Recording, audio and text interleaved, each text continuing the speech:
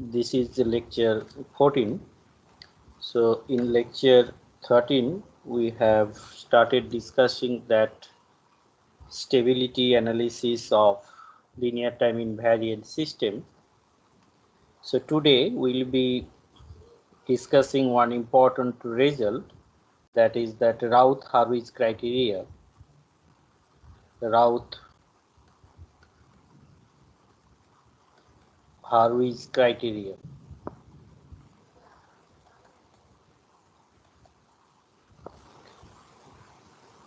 So in last lecture, what we have seen, the stability of linear time invariant systems can be checked just by looking at the roots of the characteristic equation, and we have discussed that two necessary conditions need to be satisfied. That means whenever a polynomial is given, so suppose a polynomial, say fs, that is an s to the power n s to the power n minus 1. So suppose we have a polynomial and here this one equal to 0. So I would say that this is a characteristic polynomial. So that means whenever an LTI system is described in transfer function form, if we make that denominator equal to 0, then it gives that characteristic equation. So this is that characteristic equation. So now just by looking at the location of the poles, that means for stability, bounded input, bounded output stability or asymptotic stability, both of them are equivalent in case of linear time invariant system that we have discussed in last lecture. The all roots of this characteristic equation should be in the open left half of the complex plane, or all the poles will be lying in the left half of that S plane. So then that system would be asymptotically stable or bounded input, bounded output stable. And we have seen two necessary conditions. That means all the coefficients, these are the coefficients, so they should be with same sign, as well as no coefficient should be absent in this particular polynomial. So these are the two necessary conditions we have discussed. So today we will be discussing one criterion, and this is very easy to check whether roots of this polynomial characteristic equation would be in the left half of that S plane or on the right hand half. So that means this stability boundary is that imaginary axis, and whether roots are on the right hand side or on the left hand side, that can be checked by using this Routh-Hurwitz criteria. So let us discuss what is that Routh-Hurwitz criteria. First of all, it has some limitations. So Routh-Hurwitz criterion can be applied only for the polynomials which has that real coefficients, and as I now just pointed out, that means the stability boundary is the imaginary axis. We cannot take any arbitrary stability boundary. So these are the two limitations of Routh-Hurwitz criterion. So that is actually a method. This is a method of determining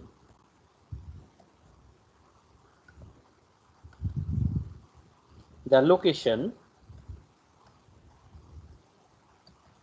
of zeros. So zeros, that means that roots of a polynomial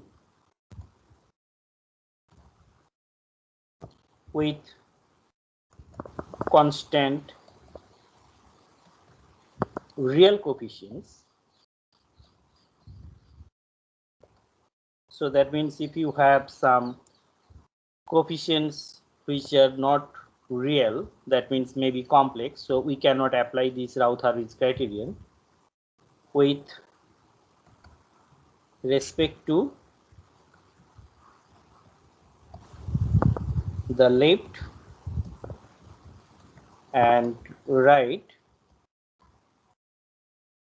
half of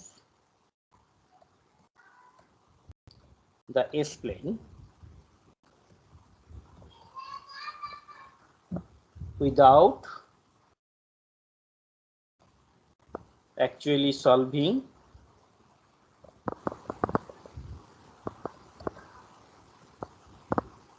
for the zeros. What is that? So here it says that it is a criterion which is used to check whether the polynomial has roots with respect to the left and right half of that S-plane without actually solving it. So without solving this polynomial, that characteristic equation, this is that method by which we will be able to say that whether roots are on the left or on the right half of that S-plane. That means this is that plane. So this is that S-plane. Here sigma, this is j omega, and this is that S-plane. So Routh-Hurwitz criteria tells us whether poles will be on the right half of that S-plane or left half of that S-plane. And another limitation is this criterion is only applicable to the polynomial with constant real coefficients. That means if the coefficient is a time varying coefficient or complex coefficient, exponential coefficient, we cannot apply this criterion. And this criterion tells us that necessary and sufficient condition for that stability. That means whether roots should be on the left half of that S-plane or not. Using this criteria, we'll be able to decide. So this is a necessary sufficient condition. And what is that condition? That means whenever this polynomial is given to us, that means this is, we say for LTI system, this is that characteristic equation. Then the necessary and sufficient condition, the necessary and sufficient condition that all roots of a constant, again I am writing constant coefficient polynomial,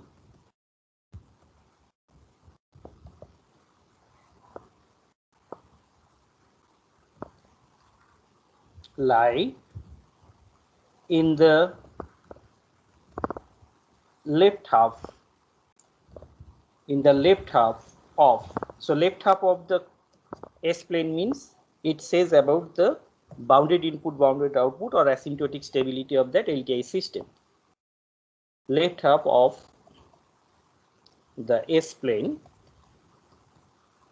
So that means here we have drawn this particular plane. So this is that S-plane. So whether roots are lying in the open left half of that S-plane or not. So this criteria says that this is the necessary and sufficient condition is that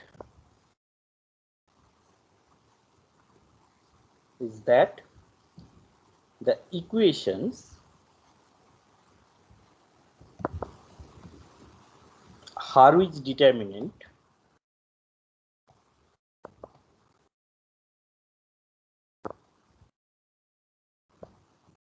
dk.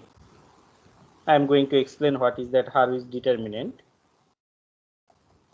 There are n number of Hurwitz determinant, must all be positive.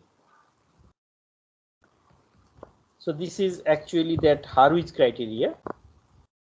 So Hurwitz proposed one criteria, that is that necessary and sufficient condition, which is very important. That means whenever one characteristic polynomial is given, then we need to judge whether the roots of these characteristic polynomials are in the left half of that S-plane or not. Because for stability, all the roots should be in the left half of that S-plane. So Harvey's proposed one criteria, and this is that necessary and sufficient condition. That means whenever a polynomial is given, we can form n number of matrices which are called actually Harvey's matrices. So, and the determinant of those matrices, that is called that Harvey's determinants, should all be positive. So for this particular polynomial, so this is that polynomial, you can see here, that is that coefficients are a0, then a1, like that, an to the n minus 1, and the highest coefficient, that is an. So using those polynomials, we can form that some matrices like an minus 1, then d2, this is another determinant. So those determinants are called that Harvey's determinant, an minus 3, and here an and n minus 2, then d3, this is 3 cross 3 matrix, that is a n minus 3, n minus 5, and here in the diagonal n minus 2, n minus 3, here n minus 4, here you have n, and here 0, an minus 1. So I think it is clear from those matrices what sequence we need to follow for forming that Harvey's determinant. And here you can see that general one, that is dn. So dn is that an minus 1, then here n minus 2, here n minus 3, like that. Need to go up to a0, and here we have an minus 3, an minus 5, here an minus 4, n minus 1, like that. So here you would have 0,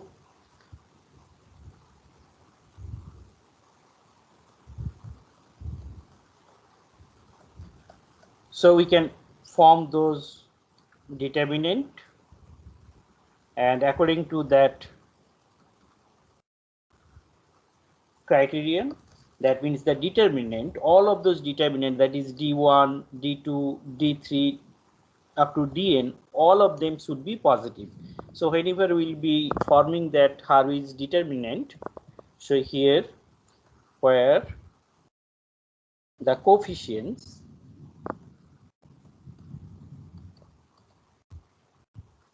with indices larger than n or negative need to be replaced by 0. So here you can see that, suppose this one, so then it would be a n minus 1, then we add plus 1, so that is a n. So then if we add another one, so that is a n plus 1. So you can see that indices larger than n, it would be 0. So that's why this is 0. Like that, we can just form this Harvey's determinant, and all the determinants should be positive. So what we have discussed now, that means whenever a characteristic equation is given and all the coefficients are real coefficients, so then we can form the Harvey's determinants. So these all are the Harvey's determinants. Now the roots of this particular polynomial, will be in the left half of that S-plane if and only if all the determinants are positive. So there is a major disadvantage, that is whenever the number of coefficients are more, that means if this degree is more, or if some coefficients are unknown, that means in case of design actually we need to do that. So in that case, the dimensions of those determinants would be large and the process would be tedious, and also it involves a lot of computational effort, and also it is very difficult to find out the condition for stability. That means all roots of that polynomial would be in the left half of that S-plane for the range of some parameters involved in those coefficients. So it would be very difficult to find. So then Routh proposed one method, one tabular method, by which we can find whether all the Harwich determinants would be positive or not. So Routh proposed one method that is called that Routh table. This is called that Routh table. So using this particular tabular method, we can easily find out whether the roots of that polynomial are in the open left half of S-plane or not. So suppose if we take one polynomial, like say suppose a6 s to the power 6, then a5 s to the power 5, a4 s to the power 4, a3 s to the power 3, a2 square, a1 s plus a0. Suppose we have one characteristic equation like that. So then Routh proposed one method by which we will be able to find whether all the roots are in the left half of that S-plane or not. So the method is as follows. First, we need to write like this, that is s to the power 6. So this is that coefficient. Then we need to write s to the power 5, then s to the power 4,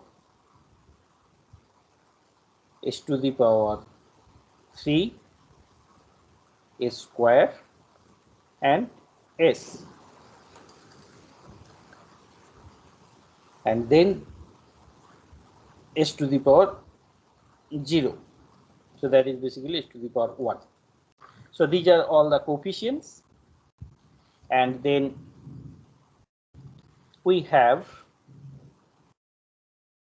that a6. So need to write a6. Then a4. So this is that method. a4. Then a2. So basically we are writing all the even coefficients, and then a0. And in the next row we need to write a5, a5, then a3, then a1. So in the first step we need to first write this particular column, and these all are for identification purpose. These all are for identification purpose. I would say that for identification purpose.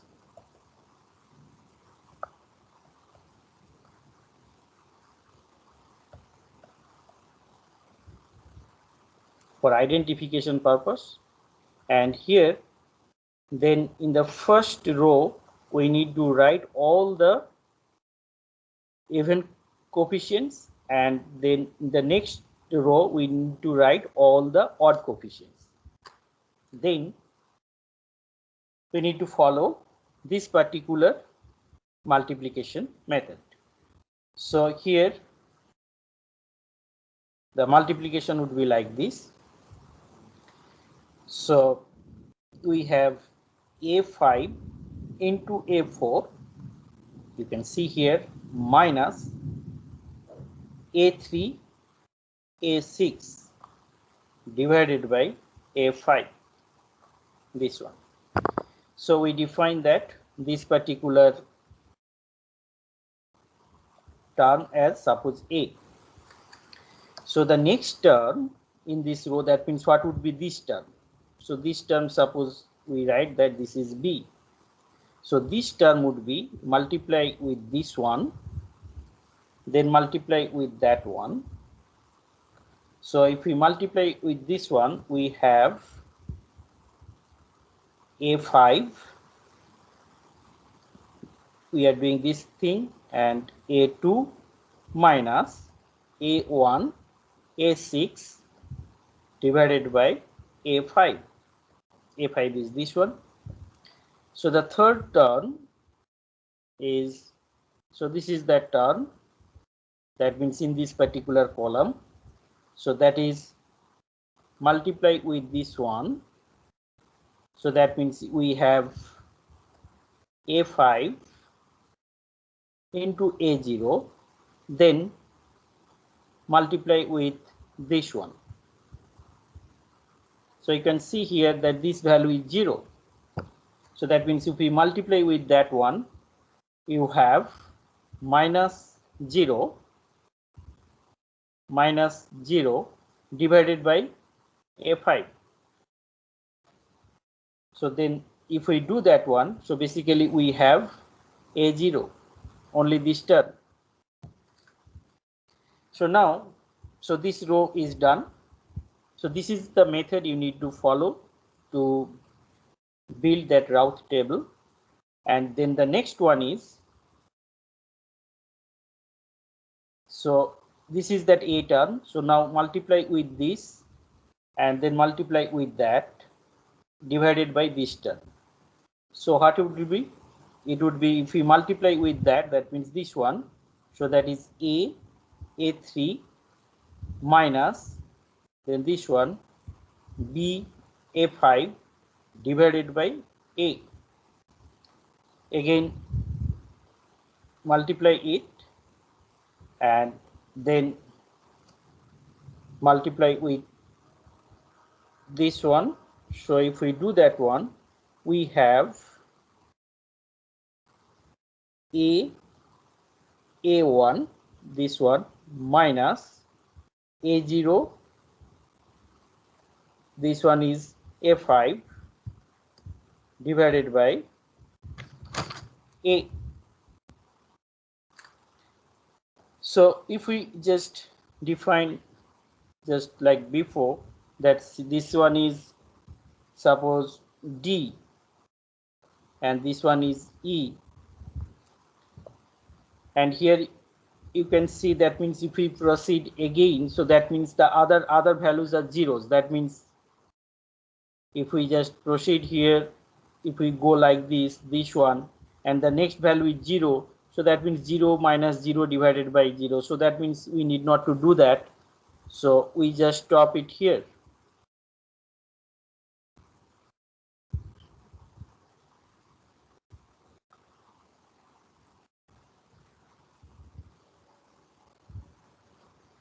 So the next one is,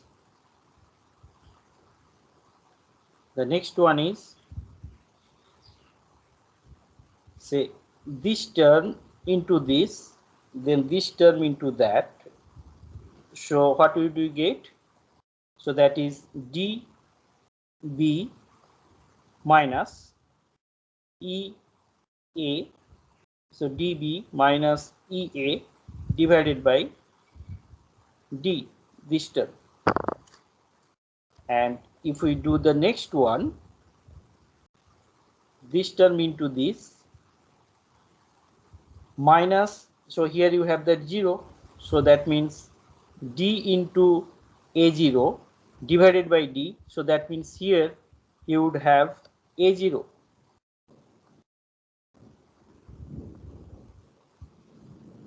And if we just define that this term is equal to say F, so then the next one is F into E. So what we would have, that is F into E, next A0 into D, so that is minus A0 into D divided by this term, that is f. And now we have all zeros. That means if we proceed, then all the terms you would get zeros. And then the next one is, so if we say that this one is g, so the next one what you would have, that means this term, and here you have that 0, so that means here you can see that g into a0 divided by g, so that means we have a0 here.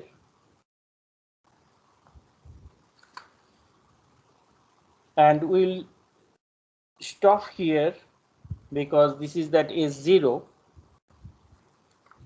the lowest term in that polynomial, and this is the method we need to follow. So let me repeat once again. So that means whenever you have a polynomial like this, you have a polynomial like that, so just need to write the highest degree here, and then we need to write s5, s4, s3 like this, and the first row would be with that, start with the highest order.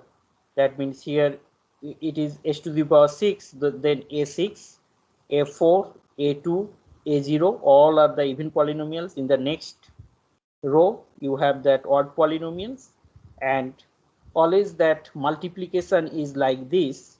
So that means whenever you have say a, b, c, d, the multiplication is always like that. This first, that is cb minus dA divided by this c. So this is actually the rule we have followed whenever we build up this Routh table. And then Routh says that we need to just concentrate on the first column, of this particular table. So this is that first column. This is that first column of this table. You can see here. So this is that first column. First column of that table. And it says that the roots of the equation are all in the left half of the S-plane,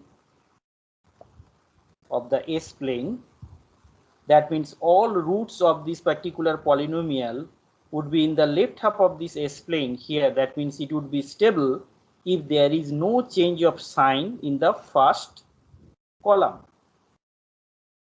If all the elements of the first column are of the same sign, that means there would be no change of sign. So that means the first column. So we only need to concentrate on the first column and need to check whether there is any change of sign or not. So all the roots would be in the left half of that S-plane if there is no change of sign.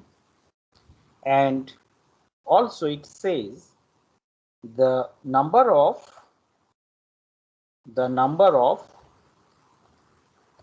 changes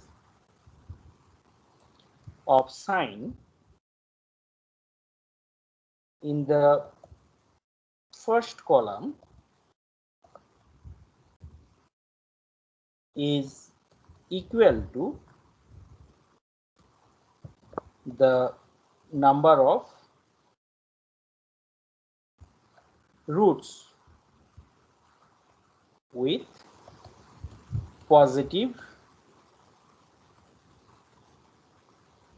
real part.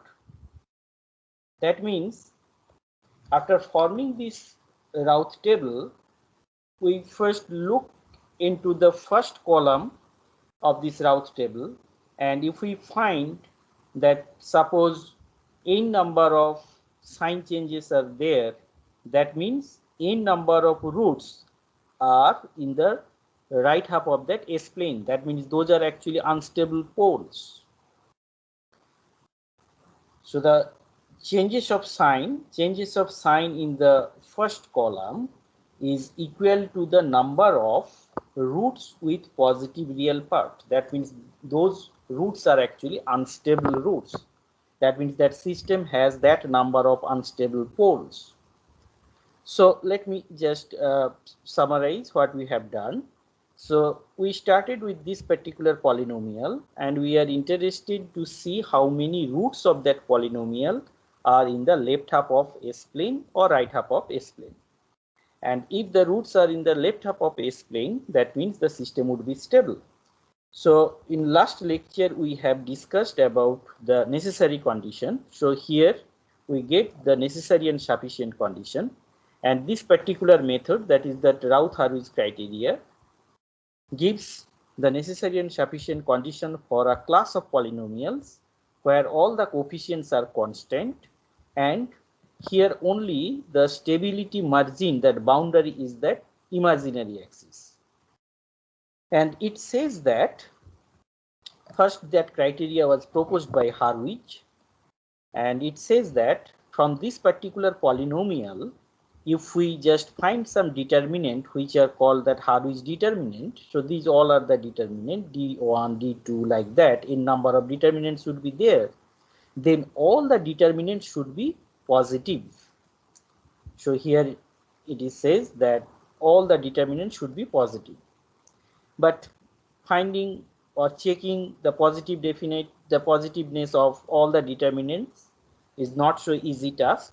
So then that Routh proposed one method, the tabular method, and it says that if we just make a table just following this particular multiplication method and that we have shown here, if we just form a table and if we look into the first column of that table, the number of the change of signs indicate that the number of roots are in the right half of the S plane. So if there is no change of sign, that means all roots are in the left half of S plane. That means that polynomial is a stable polynomial. All poles of that particular systems are in the left half of that S plane. So let us see one example. So we'll be taking one simple example. So this is one example. So suppose we have a polynomial that is, say, S cube minus 4s square plus s plus 6 equal to 0. So now the question is, if this is the characteristic equation of a system, then what would be the roots of that characteristic equation? That means the poles of that system. So we know the necessary condition. So the necessary condition is,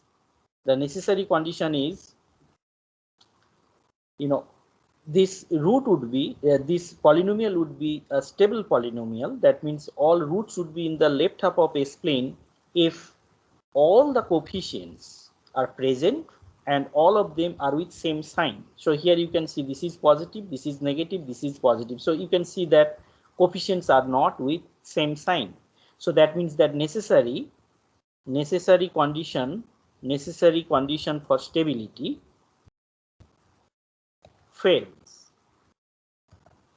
So that means it is unstable polynomial. Unstable polynomial means the roots of that polynomials are not, all roots are not in the left half of that S plane. So here if we apply the Routh-Hurwitz criteria, so how can we find? That means how many roots are there on the right half of that S plane. So the method is, we need to first write that S cube, then S square. You can see here this is that S cube, then S square, then S1, then S0. So the first coefficient is 1, this one, then you write all the odd coefficient first, because it starts with s to the power 3, and then you write this is 4 and this is 6. Here this is -4 and this is 6, and then multiply it. So that is -4 and minus of -6 divided by -4.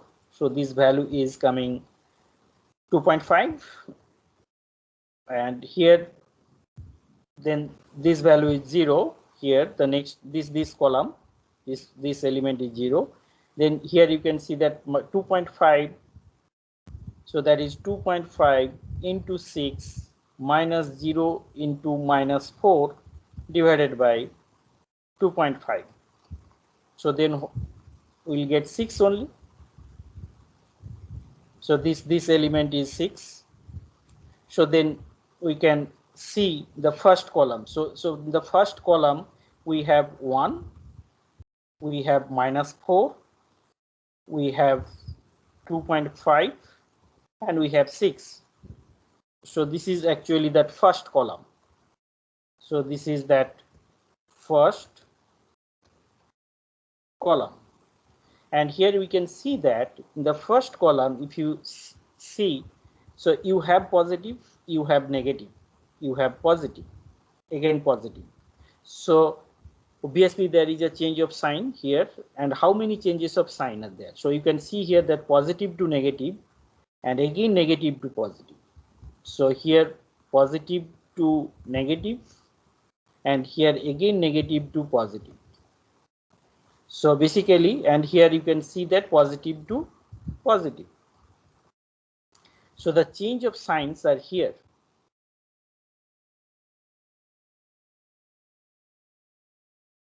Changes of sign. So how many? The number of changes of sign equal to 2. So that means according to the Routh-Hurwitz criteria, it says that 2 roots, here we can write that 2 roots are in right half of S-plane. So 2 roots are in RHP.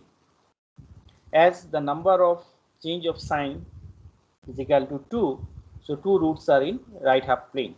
So we can easily also see this one. So this polynomial, if you factorize that, so this factorization would give you that s minus 2, then s plus 1, then s minus 3 equal to 0. So we can see here s plus 3.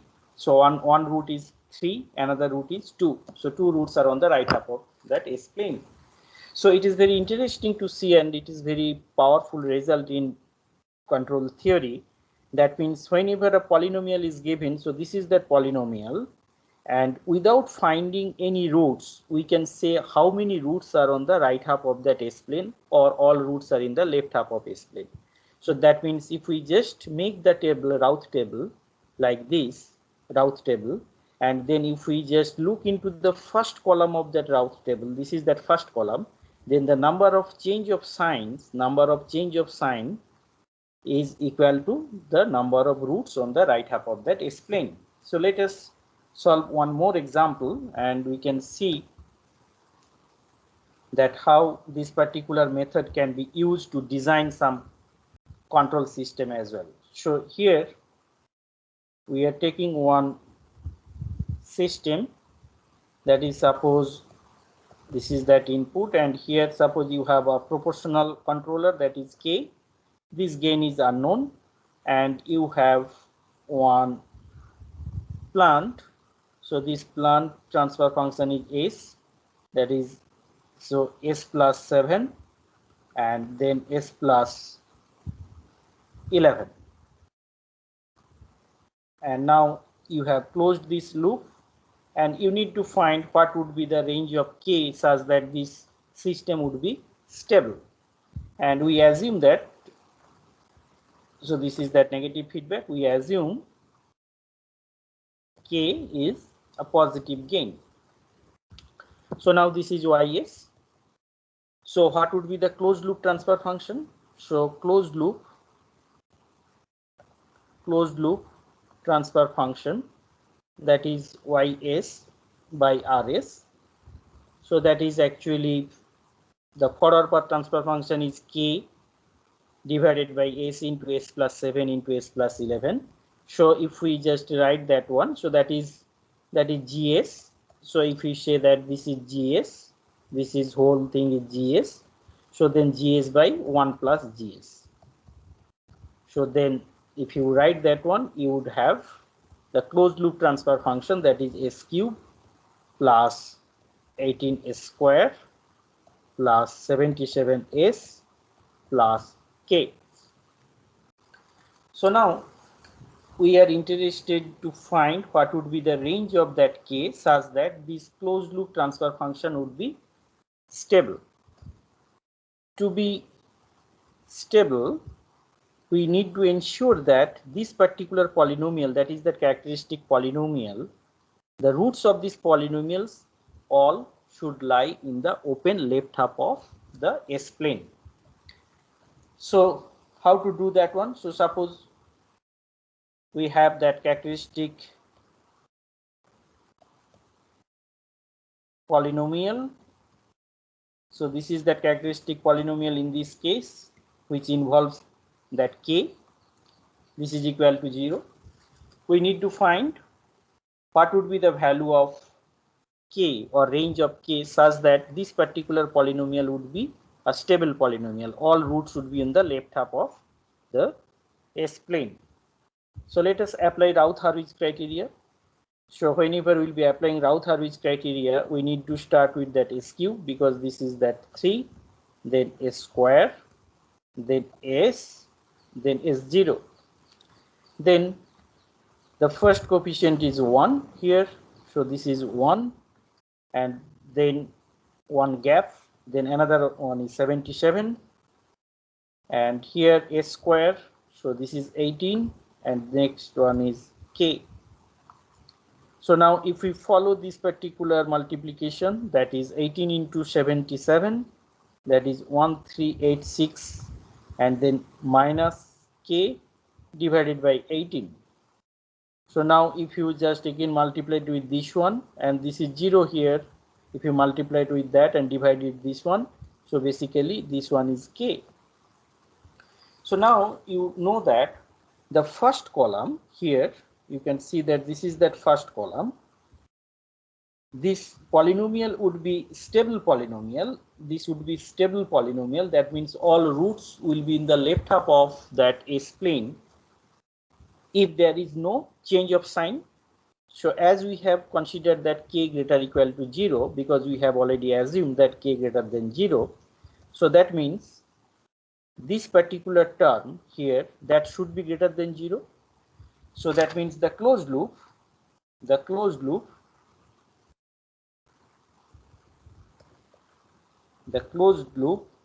is to be stable, if 1386, this particular term 1386 minus k should be greater than 0. So this implies that k should be less than 1386. So that means if k is less than 1386 and greater than 0, so if we allow this particular range for this k, this polynomial always would be a stable polynomial. That means all roots should be in the left half of that S plane. So from this particular example, what we have learned, that means whenever you have a closed loop system and suppose this k is a proportional controller, applying Routh-Hurwitz criteria and implying that imposing stability constraint, we can find the range of k for which that system would be stable. So now let us see what happens if we just put k equal to, so if k equal to 1386, then what happens if we just put k equal to 1386? So then in this case, if you look at the Routh-Hurwitz criteria, so what happens, we are again doing that one, so that is S cube and a square, then s, and we have s0. So then you can see it here. So this k value we have replaced with that 1386. So we can say that, okay, we have another polynomial, that is s cube plus 18 square plus 77s plus 1386. This is that polynomial. So then we can just make that Raoult table, that is 1 here, then 77, and for a square this is 18, and here 1386. So now you can see that means whenever you multiply it with this one, so that would be 1386 minus 1386 divided by 18. So that means it would be 0. So now this is actually one exceptional case where it might happen that one full row, and in this case this row, all elements, and in this case only one element is there, all elements in a row become 0. So if these things happens, then we need to follow a particular method to form the Raoult table. So in that case, you need to go one step above. So if you go one step above, then you have a polynomial that is called auxiliary polynomial. So this polynomial is with coefficient a square, so then it would be 18a square plus 1386.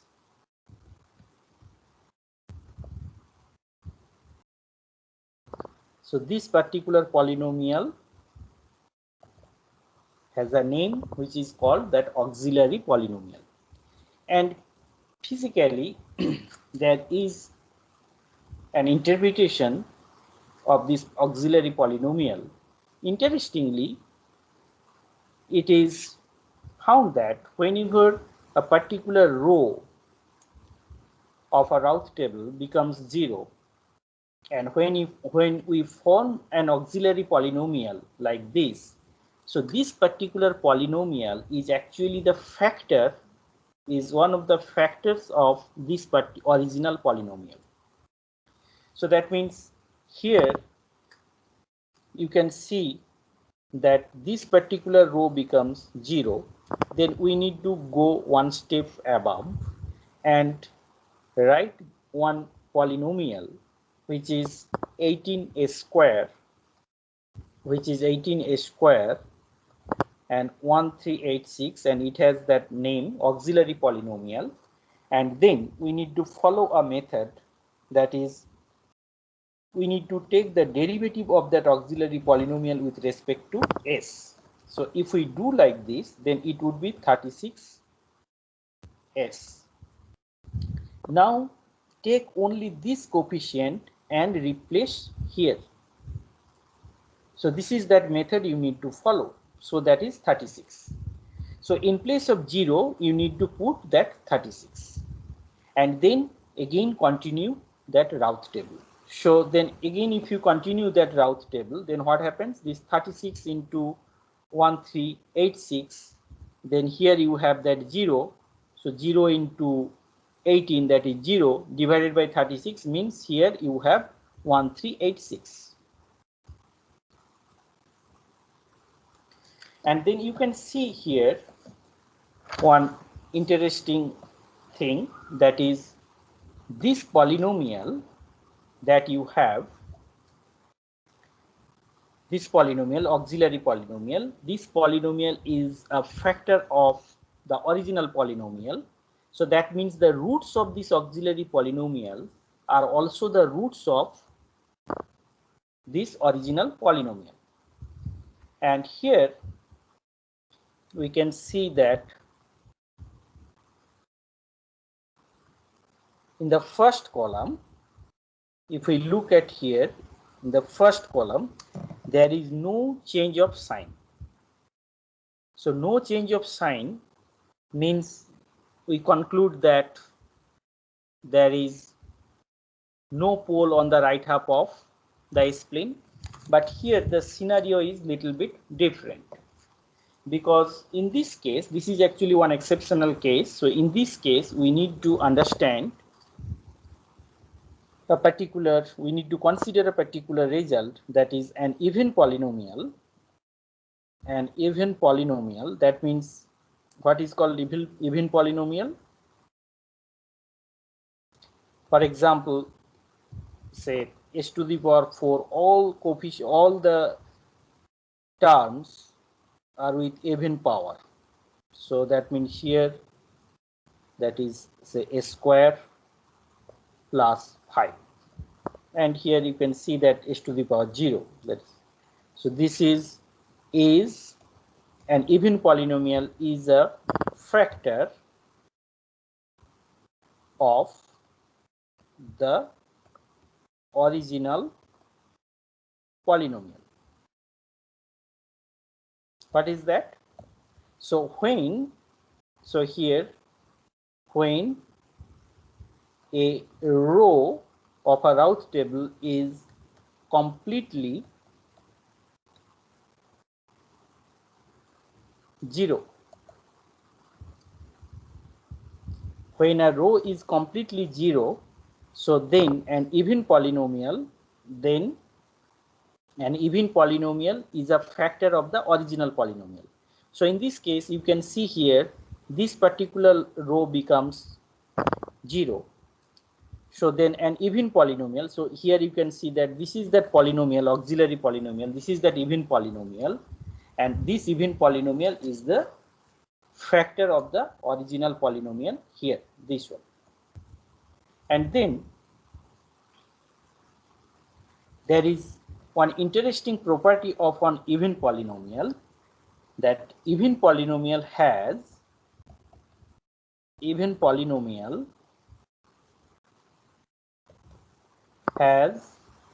roots symmetric to the origin. What is that?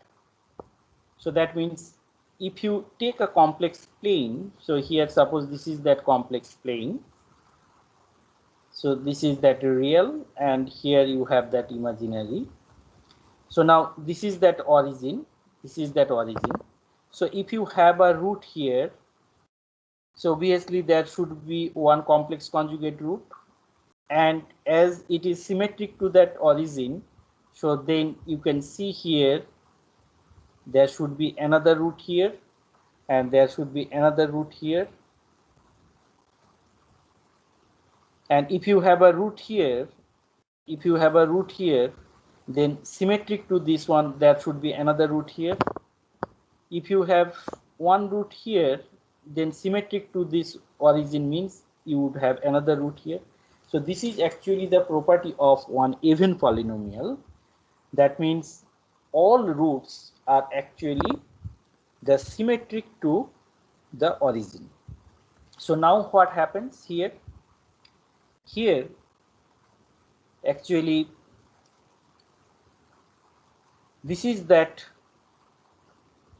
auxiliary polynomial 18a square plus 1386, and this part of the route table says about the roots of this particular even polynomial.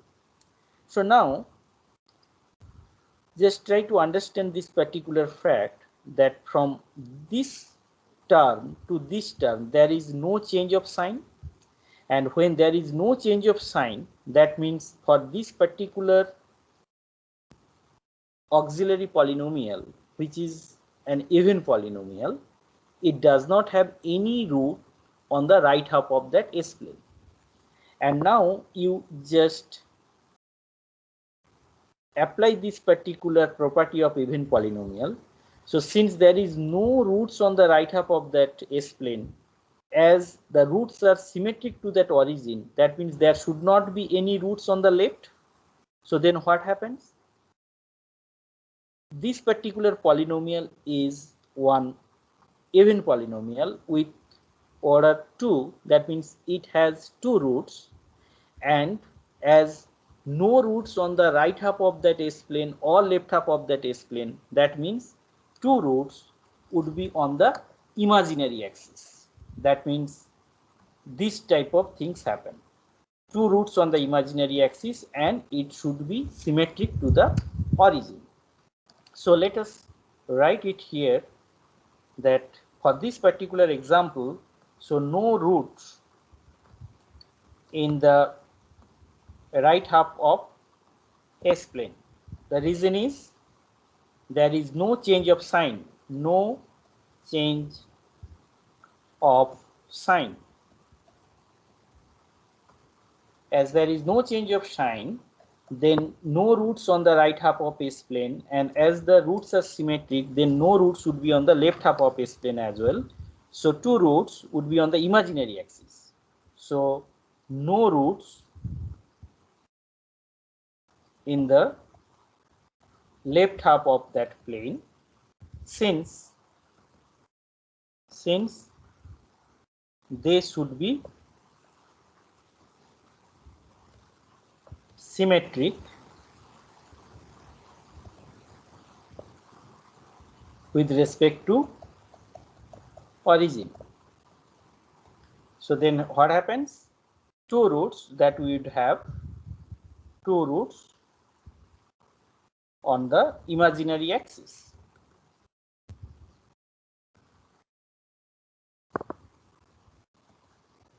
So in this particular example, what we have seen, that means if we just take this particular polynomial, and from where we get it, we just took that k equal to 1386, and then we are just trying to find what would be the roots of this polynomial.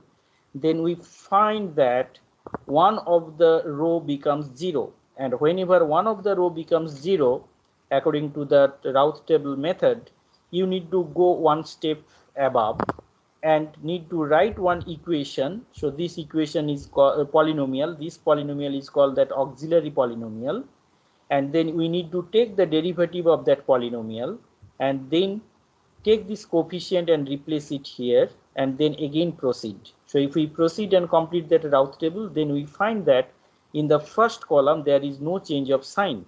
But the interesting point is, whenever you have a row completely 0, so when a row is completely 0, it means an even polynomial is a factor of the original polynomial.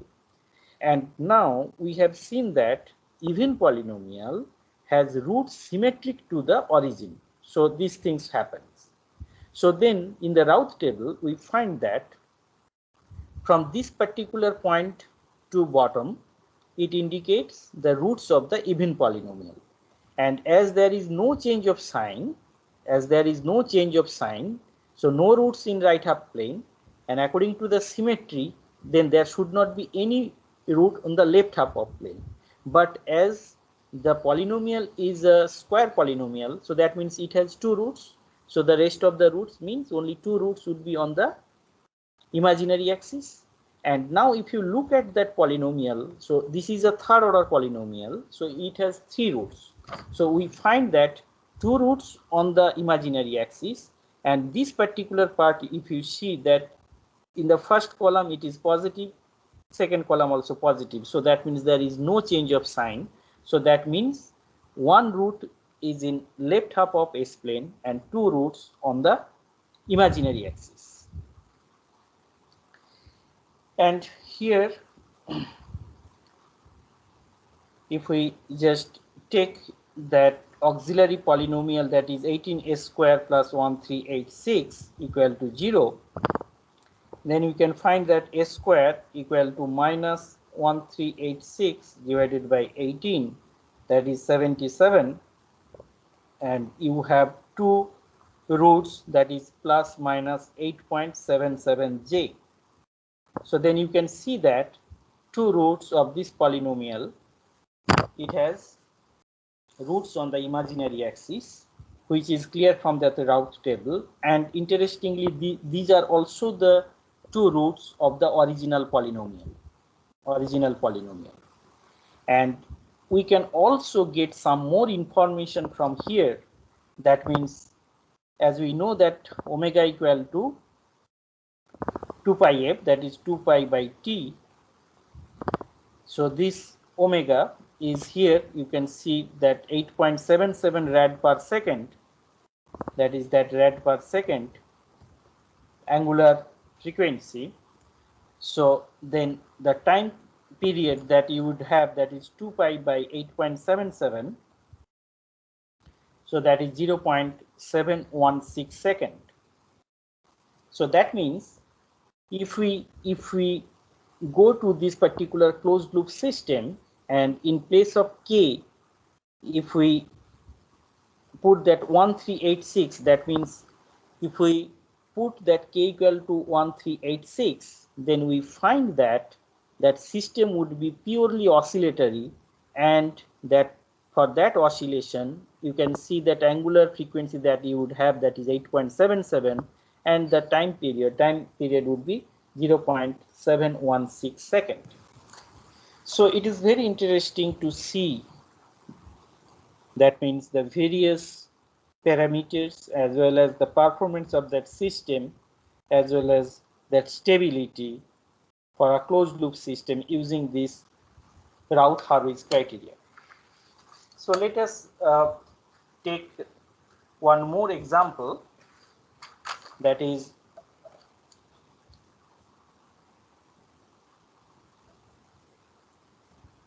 what happens if we take that, determine the stability of the closed loop transfer function. So suppose a transfer function is given, that is Ts equal to 10 divided by that 5 plus 2, 4, 3s cube, 6s square, 5s plus 3. So if this is the closed loop system, we need to determine the stability. That means this is that characteristic polynomial. So we can write the characteristic polynomial. So this one would be equal to 0. So now we'll be applying that Routh-Hurwitz criteria. So then it starts with that s to the power 5, and then s to the power 4, s to the power 3 square, 1, s to the power 0.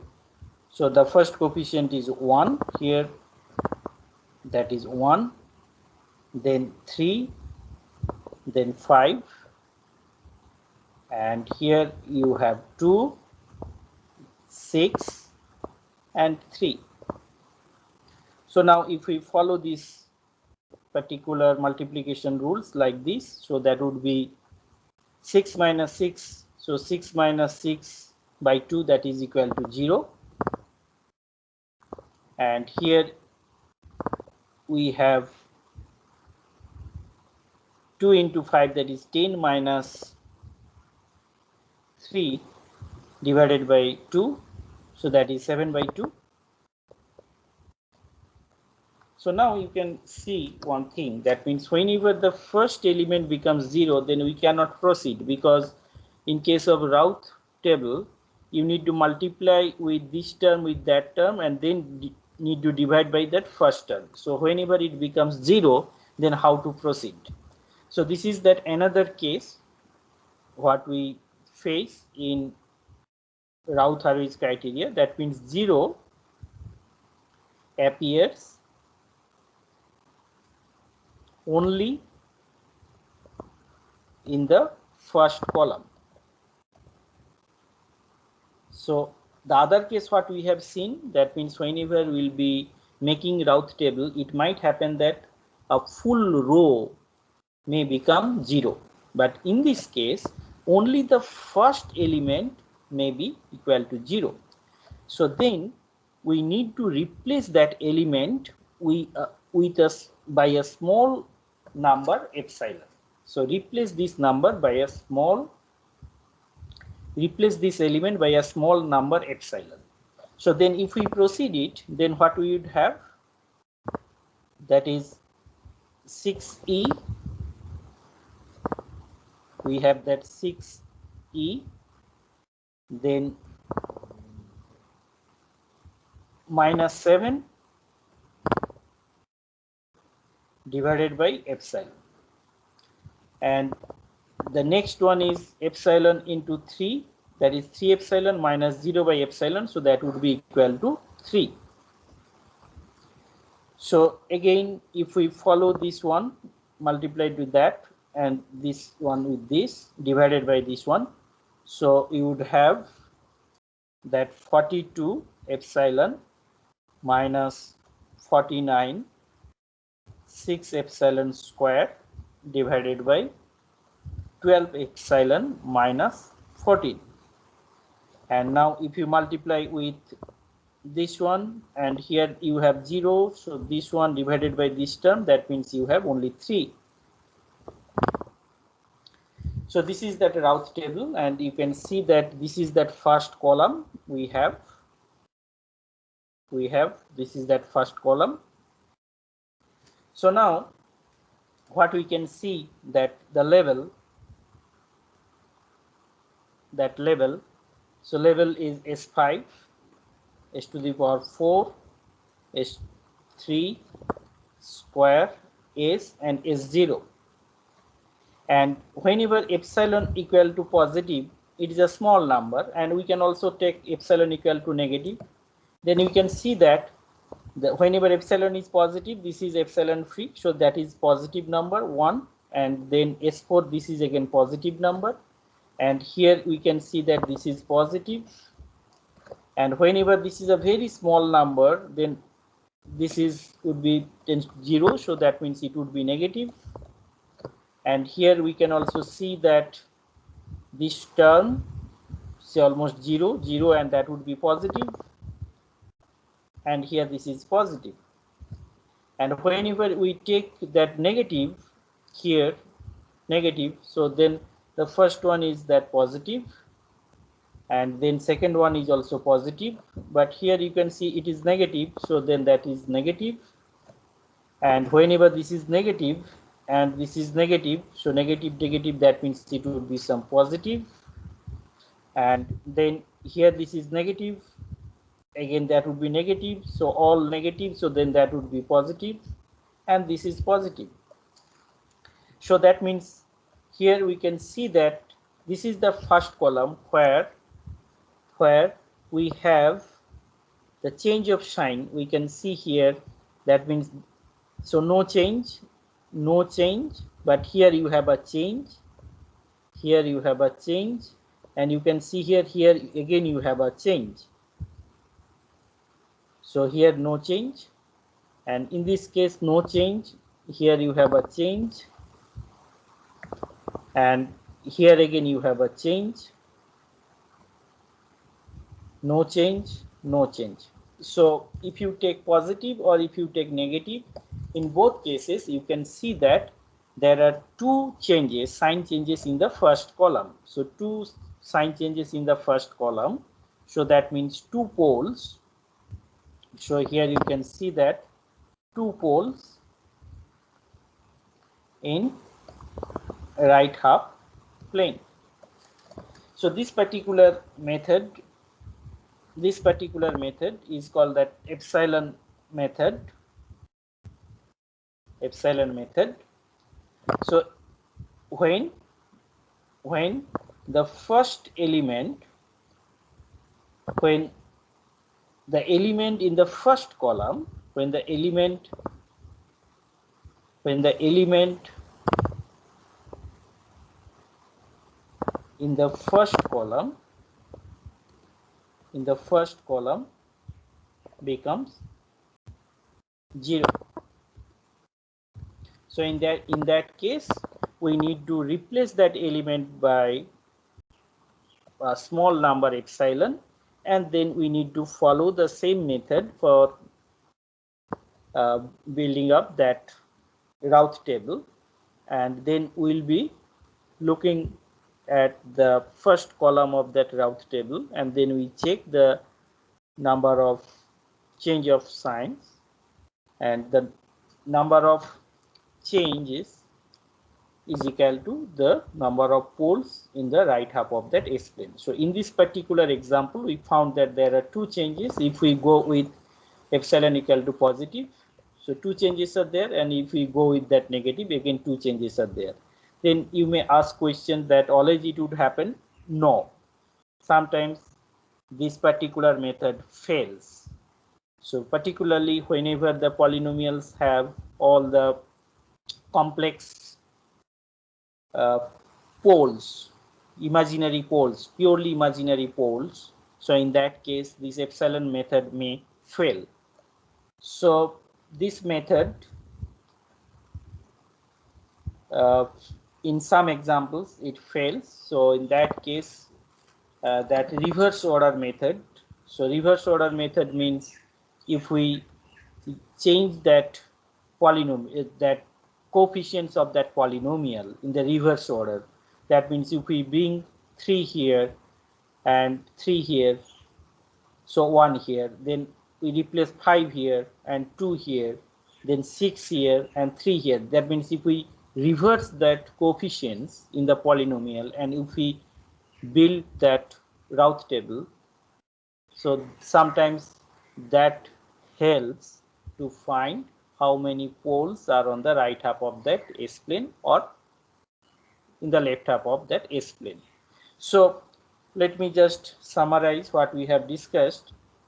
So today we have started with that Routh-Hurwitz criteria, and this particular method is used to find how many poles are in left half of S-plane or right half of S-plane. That means the boundary is that imaginary axis, and it has some limitations. So one of the major limitation is the polynomial should have with real coefficients, and the second one is it gives the necessary and sufficient condition. That means all Hurwitz determinants should be positive, but for finding whether Hurwitz determinants are positive or not, so we follow that Routh table, and in the Routh table method we have seen how to make that table, and then we need to look at the first column of that table.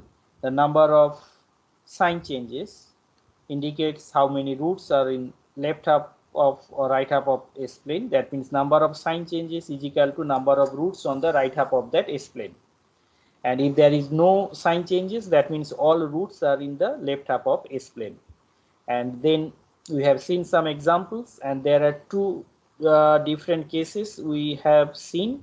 One case is all elements in a row may become 0. So in that case we need to form that auxiliary polynomial, and for finding roots of that auxiliary polynomial we have invoked the property of even polynomials, because in this case even polynomial would be a factor of that original polynomials that we have seen.